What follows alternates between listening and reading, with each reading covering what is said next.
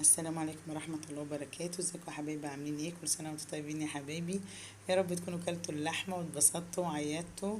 كل سنة وانتم طيبين يا حبايبي. النهاردة هنعمل مع بعض حاجة تبرد علينا شوية لان الجو صعب قوي، فعايز حاجات باردة على طول. هنعمل مهلبية بطريقة سهلة هتعجبكم. معانا هنا لتر من اللبن واربع معالق سكر، بس السكر دي بتاعك انت، حطي اللي يريحك. عايزه 5 معالق، 3 معالق.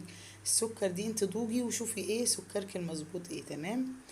بس انا هنا حطيت 4 معالق من السكر، معلقه الاكل اللي بناكل بيها. وحطيت بنفس المعلقه 3 معالق نشا. تمام. وحطيت كيس فانيليا. وفضلت ادوب فيهم الاول على البارد قبل ما افتح عليهم النار. تمام. اهو زي ما انتم شايفين قعدت فضلت ادوب فيهم. ماشي. وايدي مش بطلعها خالص من المهلبية علشان مش تعمل تكتلات. تمام. اهو زي ما انتوا شايفين اهو ايدي فيها على طول وعمالة اقلب بشويش. ماشي. وبس كده يا حبايبي. وبعد لما بتغلي معايا شوية بسيبها كمان دقيقتين عشان طعم النشا يروح منها. ماشي. مش اول ما تغلي اطفي على طول، لا، دقيقتين كده ولا حاجة. ماشي. وعلشان تبقى المهلبية بتاعتي تبقى طعمها حلو كده، لازم اسيبه يتكتك كده مع بعضه دقيقتين ولا حاجة. ماشي. بس يتوطي عشان مش تنحرج منك وكده. تمام. فاهو زي ما انتم شايفين احنا خلصنا كده المهلبية. طبعا مش بسيبها تبرد علشان مش تعمل وش، لا، بحط على طول في كوبايات، في كاسات، في اطباق، زي ما انت عايزة. تمام. اهو بالشكل اللي انتوا شايفينه دي كده حطيتها.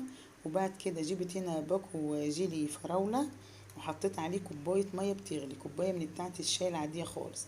يبقى باكو جيلي حطيت عليه كوباية مية مغلية. ودوبتهم كويس مع بعض. ماشي. وبعد كده جبت بنفس الكوباية اهو كوباية مية باردة، تكون باردة، وبدوبهم كويس مع بعض. تمام. طبعا المهلبية كنت خلصتها وحطيتها في التلاجة بقالها ساعتين ولا 3، فمسكت تماما.